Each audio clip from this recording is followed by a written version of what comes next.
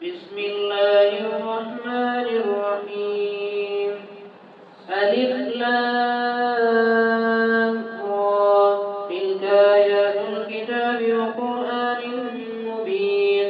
ربما يود الذين كفروا لو كانوا مسلمين. ذرهم يأكلوا ويتمتعوا ويلهيهم الأمل فسوف يعلمون. وما أهلكنا من قرية إلا ولها كتاب معلوم.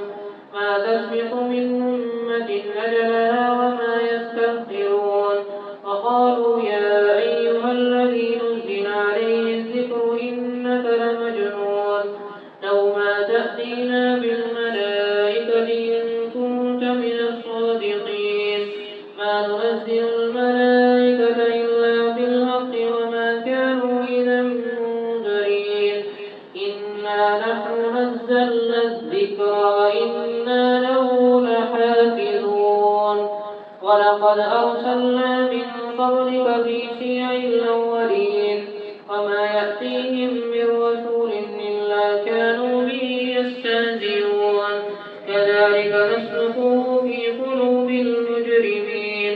لا يؤمنون به وقد خلت سنة الأولين. ولو فتحنا عليهم بابا من السماء فظلوا فيه يعرجون لقالوا إنما سكرت أبصارنا بل نحن قوم مسحورون. ولقد جعلنا في السماء بروجا وزيناها للناظرين وحفظناها من كل شيطان رجيم إلا من استرق السماء فأتبعه شهاب مبين. والأرض مددناها وألقينا فيها رواسي وأنبتنا فيها من كل شيء موزون. وجعلنا لكم فيها معيشة ومن لستم له برازقين. وإن من شيء إلا عندنا خزائنه وما ننزله إلا بقدر معلوم. وأرسلنا الرياح لواقع فأنزلنا من السماء ماء فأسقيناكموه وما أنتم له بخازنين. وإنا نحن نحيي ونميت ونحن الوارثون. ولقد علمنا المستقدمين منكم ولقد علمنا المستغفرين. وإن ربك هو يحشرهم إنه حكيم عليم. ولقد خلقنا الإنسان من صلصال من حمأ مسنون.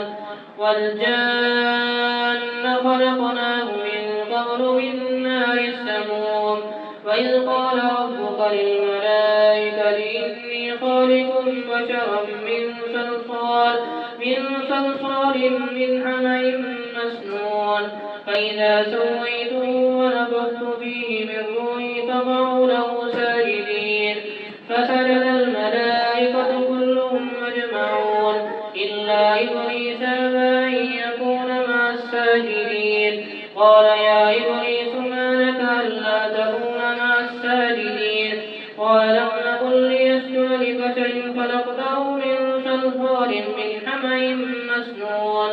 قال فاخرج منها فإنك رجيم وإن عليك اللعنة إلى يوم الدين. قال رب فأنظرني إلى يوم يبعثون. قال فإنك من المنذرين إلى يوم الوقت المعلوم. قال رب بما أغويتني لأزينن لهم في الأرض ولأغوينهم أجمعين إلا عبادك منهم المخلصين. قال هذا صراط علي مستقيم. إن عبادي ليس لك عليهم سلطان إلا من اتبعك من الغابين. وإن جهنم لموعدهم أجمعين لها 7 أبواب لكل باب منهم جزء مقسوم. إن المتقين في جنات وعيون ادخلوها بسلام آمنين. ونزعنا ما في صدورهم من غل إخوانا على سرر متقابلين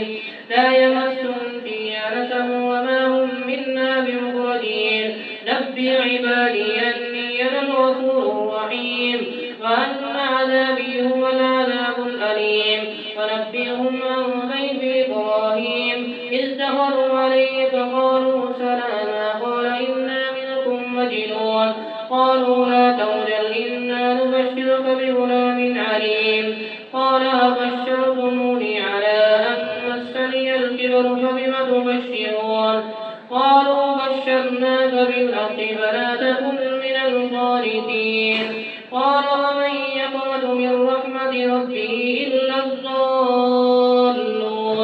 قال فما خطبكم أيها المرسلون قالوا إنا أرسلنا إلى قوم مجرمين إلا آل لوط إنا لمنجوهم أجمعين إلا امرأته قدرنا إنها لمن الغابرين الله فلما جاء لوط المرسلون قال إنكم قوم منكرون قالوا بل جئناك بما كانوا فيه يمترون فأتيناك بالحق وإنا لصادقون فأسر بأهلك بسبع من الليل واتبع أدبارهم ولا يلتفت منكم أحد وامضوا حيث تؤمرون وقضينا إليه ذلك الأمر أن دابر هؤلاء مقطوع مصبحين وجاء أهل المدينة يستبشرون قال إن هؤلاء ضيفي فلا تكفرون فاتقوا الله ولا تخزون قالوا أولم ننهك عن العالمين قال هؤلاء بناتي إن كنتم فاعلين لعمرك إنهم لفي سكرتهم يعمهون فأخذتهم الصيحة مشرقين فجعلنا عاليها سافلها وأمطرنا عليهم حجارة من سجيل إن في ذلك لآيات للمتوسمين وإنها لبسبيل مقيم إن في ذلك لآية للمؤمنين فإن كان أصحاب الأيكة لظالمين فانتقمنا منهم وإنهما لبإمام مبين ولقد كذب أصحاب الحجر المرسلين فآتيناهم آياتنا فكانوا عنها معرضين وكانوا ينحتون من الجبال بيوتا آمنين فأخذتهم الصيحة مصبحين فما أغنى عنهم ما كانوا يكسبون وما خلقنا السماوات والأرض وما بينهما لاعبين ما كانوا يكسبون وما خلقنا السماوات والأرض وما بينهما إلا بالحق وما خلقنا السماوات والأرض وما بينهما إلا بالحق وإن الساعة لآتية فاصفح الصفح الجميل إن ربك هو الخلاق العليم ولقد آتيناك سبعا من المثاني والقرآن العظيم لا تمدن عينيك إلى ما متعنا به أزواجا منهم فلا تحزن عليهم واخفض جناحك للمؤمنين وقل إني أنا النذير المبين كما أنزلنا على المقتسمين الذين جعلوا القرآن عظيم فربك لنسألنهم أجمعين عما كانوا يعملون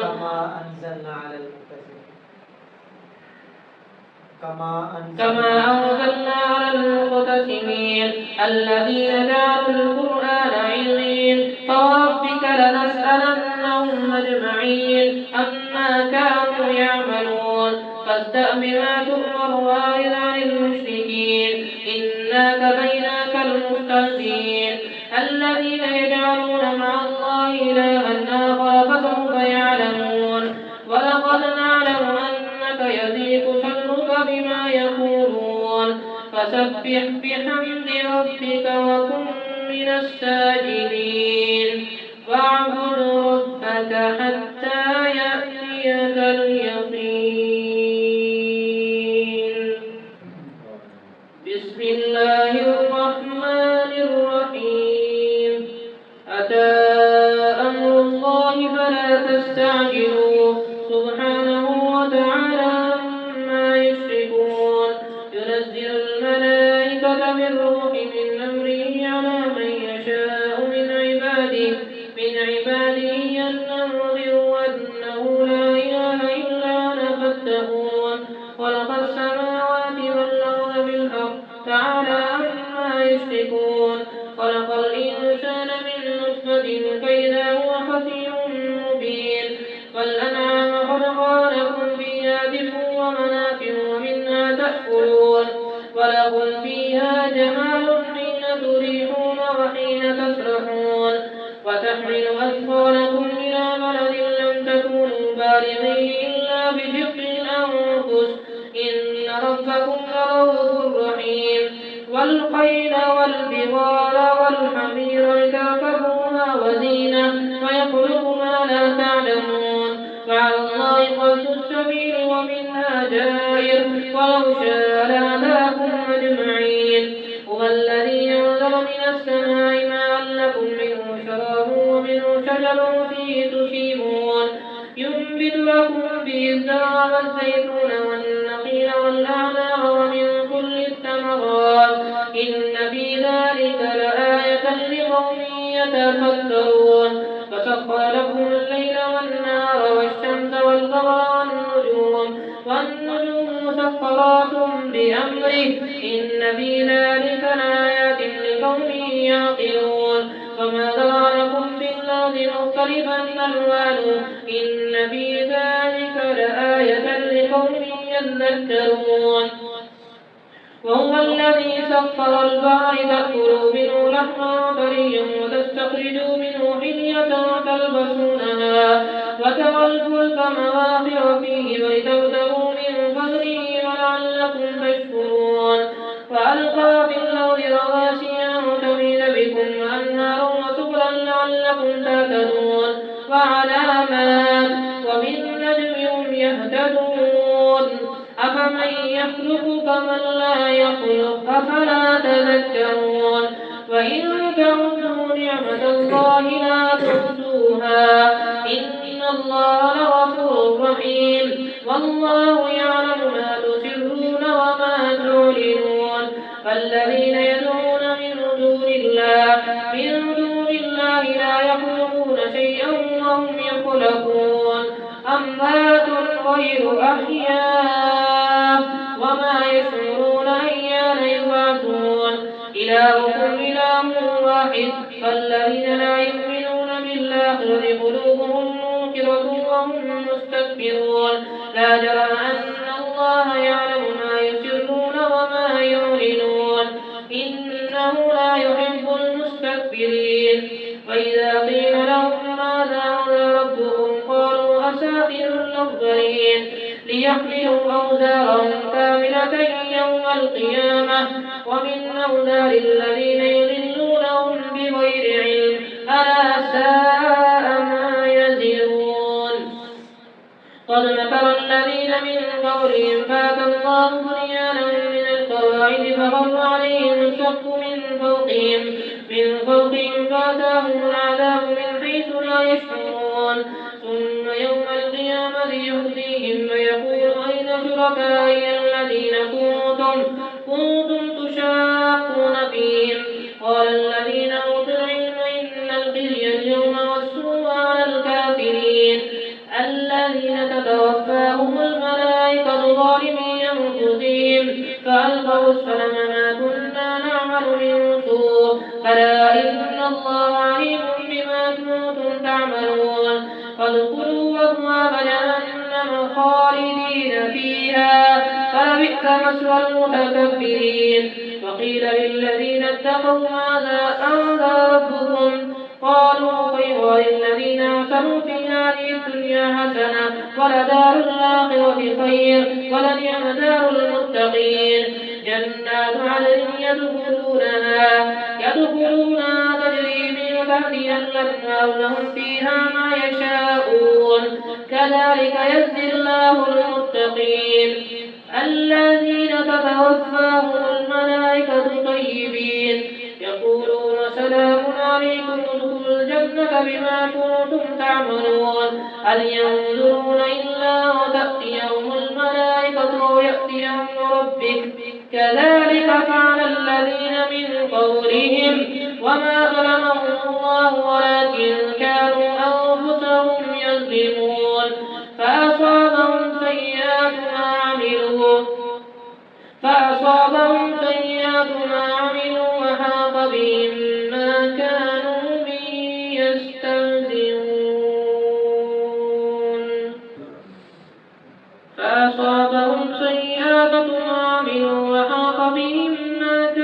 به يستهزئون وقال الذين أشركوا لو شاء الله ما عبدنا من دونه من شيء نحن ولا آباؤنا ولا حرمنا من دونه من شيء كذلك فعل الذين من قبلهم فهل على الرسل إلا البلاغ المبين ولقد بعثنا في كل أمة رسولا أن اعبدوا الله واجتنبوا الطاغوت فمنهم من هدى الله ومنهم من حقت عليه الضلالة فسيروا في الأرض فانظروا كيف كان عاقبة المكذبين إن تحرص على هداهم فإن الله لا يهدي من يضل وما لهم من ناصرين فأقسموا بالله جهد أيمانهم لا يبعث الله من يموت بلى وعدا عليه حقا ولكن أكثر الناس لا يعلمون ليبين لهم الذي يختلفون فيه وليعلم الذين كفروا أنهم كانوا كاذبين إنما قولنا لشيء إذا أردناه أن نقول له كن فيكون فالذين هاجروا في الله من بعد ما ظلموا لنبوئنهم في الدنيا حسنة فالأجر الآخرة أكبر لو كانوا يعلمون الذين صبروا على ربهم يتوكلون وما أرسلنا من قبلك إلا رجالا نوحي إليهم فاسألوا أهل الذكر إن كنتم لا تعلمون بالبينات والزبر وأنزلنا إليك الذكر لتبين للناس ما نزل إليهم فلعلهم يتفكرون أفأمن الذين مكروا السيئات أن يخسف الله بهم الأرض ويأتيهم العذاب من حيث لا يشعرون أو يأخذهم في تقلبهم فما هم بمعجزين أو يأخذهم على تخوف فإن ربكم لرءوف رحيم أولم يروا إلى ما خلق الله من شيء يتفيأ ظلاله عن اليمين والشمائل سجدا لله وهم داخرون ولله يسجد ما في السماوات وما في الأرض من دابة والملائكة وهم لا يستكبرون يخافون ربهم من فوقهم ويفعلون ما يؤمرون وقال الله لا تتخذوا إلهين اثنين إنما هو إله واحد فإياي فارهبون وله ما في السماوات والأرض وله الدين واسبا أفغير الله تتقون وقال الله لا تتخذوا إلهين اثنين إنما هو إله واحد فإياي فارهبون وله ما في السماوات والأرض وله الدين واصبا أفغير الله تتقون وما بكم من نعمة فمن الله ثم إذا مسكم الضر فإليه تجأرون ثم إذا كشف الضر عنكم إذا فريق منكم بربهم يشركون ليكفروا بما آتيناهم فتمتعوا فسوف تعلمون ويجعلون لما لا يعلمون نصيبا مما رزقناهم تالله لتسألن عما كنتم تفترون ويجعلون لله البنات سبحانه لهم ما يشتهون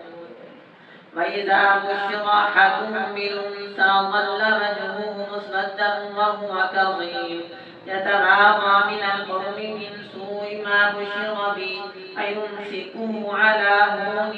يدسوه في التراب ألا ساء ما يحكمون للذين لا يؤمنون بالآخرة مثل السوء ولله المثل الأعلى وهو العزيز الحكيم ولو يواخذ الله الناس بظلمهم ما ترك عليها من دابة ولكن يوخرهم إلى أجل مسمى فإذا جاء أجلهم لا يستغفرون ساعة ولا يستقدمون فيجعلون لله ما يكرهون وتصرف ألسنتهم الكذب أن لهم الحسنى لا جرم أن لهم النار وأنهم مفرطون تالله لقد أرسلنا إلى أمم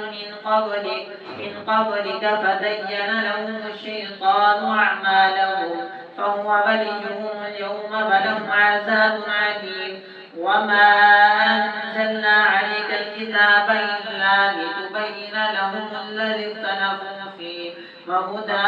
ورحمة لقوم يؤمنون والله أنزل من السماء ماء فأحيا به الأرض بعد موتها إن في ذلك لآية لقوم يسمعون وإن لكم في الأنعام لعبرة نسقيكم مما في بطونه من بين فرث ودم لبنا خالصا سائغا للشاربين ومن ثمرات النخيل والأعناب تتخذون منه سكرا ورزقا حسنا إن في ذلك لآية لقوم يعقلون وأوحى ربك إلى النحل أن اتخذي من الجبال بيوتا ومن الشجر ومما يعرشون ثم كلي من كل الثمرات فاسلكي سبل ربك ذللا يخرج من بطونها شراب مختلف ألوانه فيه شفاء للناس إن في ذلك لآية لقوم يتفكرون والله خلقكم ثم يتوفاكم فمنكم من يرد إلى أرذل الأمور لكي لا يعلم بعد علم شيئا إن الله عليم قدير والله فضل بعضكم على بعض في الرزق فما الذين فضلوا براد رزقهم على ما ملكت أيمانهم فهم فيه سواء أفبنعمة الله يجحدون والله جعل لكم من أنفسكم أزواجا وجعل لكم من أزواجكم بنين وحفدة ورزقكم من الطيبات أفبالباطل يؤمنون وبنعمة الله هم يكفرون فيعبدون من دون الله ما لا يملك لهم رزقا من السماوات والأرض شيئا ولا يستطيعون فلا تضربوا لله الأمثال إن الله يعلم وأنتم لا تعلمون ضرب الله مثلا عبدا مملوكا لا يقدر على شيء ومن رزقناه منا رزقا حسنا فهو ينفق منه سرا وجهرا هل يستوون الحمد لله بل أكثرهم لا يعلمون وضرب الله مثلا رجلين أحدهما أبكم لا يقدر على شيء وهو كل على مولاه أينما يوجهه لا يأتي بخير هل يستوي هو ومن يأمر بالعدل وهو على صراط مستقيم ولله غيب السماوات والأرض وما أمر الساعة إلا كلمح البصر أو هو أقرب إن الله على كل شيء قدير والله أخرجكم من بطون أمهاتكم لا تعلمون شيئا وجعل لكم السمع والأبصار والأفئدة قليلا ما تشكرون لعلكم تشكرون يعلمون. ألم يروا إلى الطير مسخرات في جو السماء ما يمسكهن إلا الله إن في ذلك لآيات لقوم يؤمنون. والله جعل لكم من بيوتكم سكنا وجعل لكم من جلود الأنعام بيوتا تستخفونها يوم ظعنكم ويوم إقامتكم ومن أصوافها وأوبارها وأشعارها أثاثا ومتاعا إلى حين. والله جعل لكم مما خلق ظلالا وجعل لكم من الجبال أكنانا وجعل لكم سرابيل تقيكم الحر وسرابيل تقيكم بأسكم كذلك يتم نعمته عليكم لعلكم تسلمون. فإن تولوا فإنما عليك البلاغ المبين. يعرفون نعمة الله ثم ينكرونها وأكثرهم الكافرون. ويوم نبعث من كل أمة شهيدا ثم لا يؤذن للذين كفروا ولا هم يستعتبون. وإذا رأى الذين ظلموا العذاب فلا يخفف عنهم العذاب ولا هم ينظرون.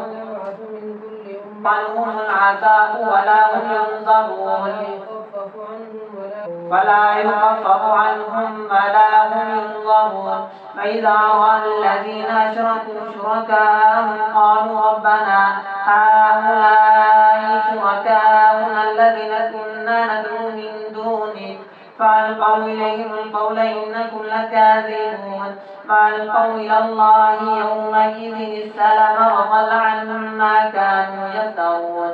الذين كفروا وصدوا عن سبيل الله زدناهم عذابا فوق العذاب بما كانوا يفسدون. فيوم نبعث في كل أمة شهيدا عليهم من أنفسهم وجئنا بك شهيدا على هؤلاء ونزلنا عليك الكتاب تبيانا لكل شيء وهدى ورحمة وبشرى للمسلمين. إن الله يأمر بالعدل والإحسان وإيتاء ذي القربى وينهى عن الفحشاء والمنكر والبغي يعظكم لعلكم تذكرون. وأوفوا بعهد الله إذا عاهدتم ولا تنقضوا الأيمان بعد توكيدها وقد جعلتم الله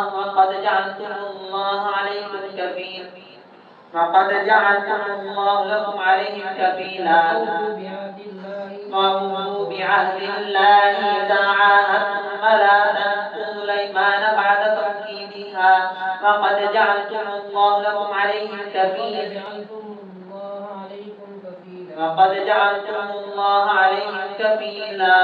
ولا تكونوا إن الله يعلم ما تفعلون. ولا تكونوا كالتي نقضت غزلها من بعد قوة أنكاسا تتخذون أيمانكم دخلا بينكم أن تكون أمة هي أربى من أمة إنما يأمركم الله به وليبينن لكم يوم القيامة بما كنتم فيه تختلفون.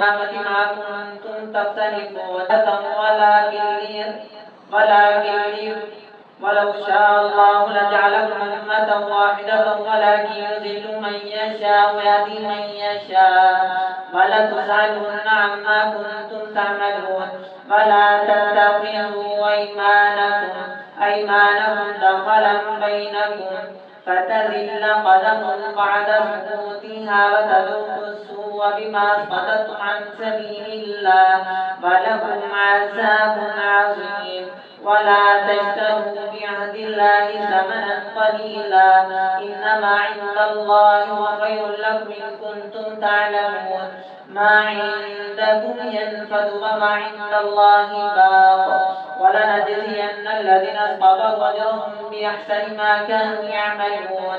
من عمل صالحا من ذكر أو أنثى وهو مؤمن فلنحيينه حياة طيبة ولنجزينهم أجرهم بأحسن ما كانوا يعملون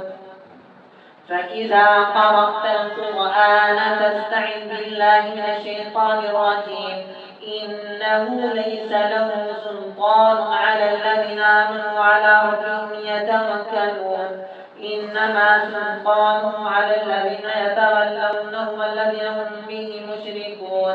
فإذا بدلنا آية مكان آية والله أعلم بما ينزل قالوا إنما أنت مفتر بل أكثرهم لا يعلمون قل نزله روح القدس من ربك بالحق ليثبت الذين آمنوا وهدى وبشرى للمسلمين ولقد نعلم أنهم يقولون إنما يعلمه بشر لسان الذي يلحدون إليه أعجمي وهذا لسان عربي مبين إن الذين لا يؤمنون بآيات الله لا يهديهم الله ولهم عذاب أليم إنما يفتري الكذب الذين لا يؤمنون بآيات الله وأولئك هم الكاذبون من كفر بالله من بعد إيمانه إلا من أكره فقلبه مطمئن بالإيمان ولكن من شرح بالكفر صدرا فعليهم غضب من الله ولهم عذاب عظيم ذلك بأنهم استحبوا الحياة الدنيا على الآخرة ويفعل الله الظالمين ويفعل الله ما يشاء الله من بعد إيمانه إلا من أكره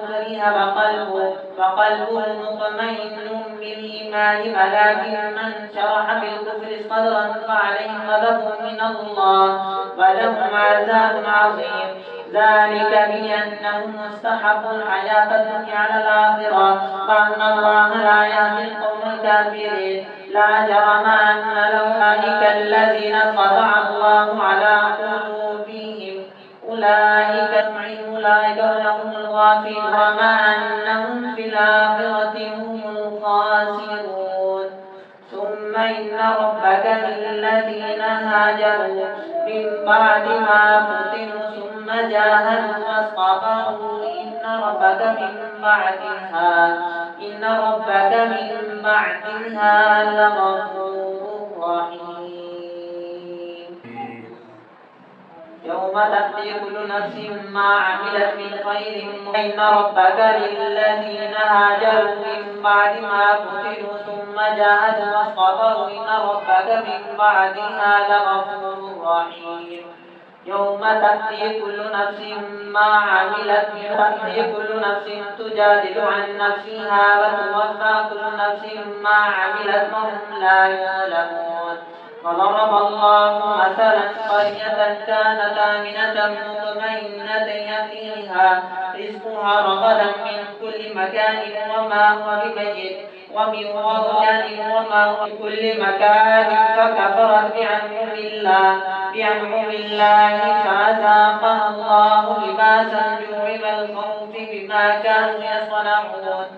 ولقد جاءهم رسول منهم فكذبوه فأخذهم العذاب وهم ظالمون فكلوا مما رزقكم الله حلالا طيبا ولا تتبعوا حلالا طيبا واشكروا نعمة الله إن كنتم إياه تعبدون إنما حرم عليكم الميتة والدم ولحم الخنزير وما أهل لغير الله به فمن اضطر غير باغ ولا عاد فإن الله غفور رحيم ولا تقولوا لما تصف ألسنتكم الكذب هذا حلال وهذا حرام لتفتروا على الله الكذب إن الذين يفترون على الله الكذب لا يفلحون متاع قليل ولهم عذاب عليم. وعلى الذين هادوا حرمنا ما قصصنا عليك من قبل وما ظلمناهم ولكن كانوا أنفسهم يظلمون. ثم إن ربك للذين عملوا السوء بجهالة ثم تابوا من بعد ذلك ما صلحوا إن ربك من بعدها لغفور رحيم. إن إبراهيم كان أمة قانتا لله حنيفا ولم يكن من المشركين شاكرا لأنعمه اجتباه وهداه إلى صراط مستقيم. ثم أوحينا إليه وآتيناه في الدنيا حسنة وإنه في الآخرة لمن الصالحين. ثم أوحينا إليك أن اتبع ملة إبراهيم حنيفا وما كان من المشركين. ادع إلى سبيل إنما جعل السبت على الذين اختلفوا فيه فإن ربك ليحكم بينهم يوم القيامة فيما كانوا فيه يختلفون. ادع إلى سبيل ربك بالحكمة والموعظة الحسنة وجادلهم بالتي هي أحسن إن ربك هو أعلم من يضل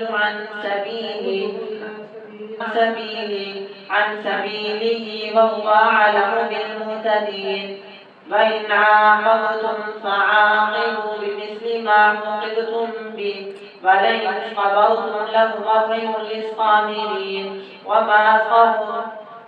صبرك إلا بالله ولا تحزن عليهم ولا تك في ضيق مما يمكرون. إن الله مع الذين اتقوا والذين هم